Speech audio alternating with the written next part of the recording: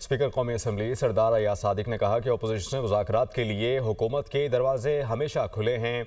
इदारों के खिलाफ बयानात देना नाकाबिल कबूल है। बारहा कहा गया है कि अदलिया, पाक फ़ौज और रियासत के खिलाफ कुछ नहीं चलेगा। फ़ौज पाकिस्तान सरहदों की हिफाजत के लिए कुर्बानियाँ देती हैं। पाक फ़ौज दहशत गर्दों का मुकाबला करके कौम की हिफाजत करती हैं। देखें जी, मैं ये बात बारहा कह चुका हूँ, प्राइम मिनिस्टर साहब भी कह चुके हैं कि मुज़ाकरात के लिए हमारे दरवाजे खुले हैं।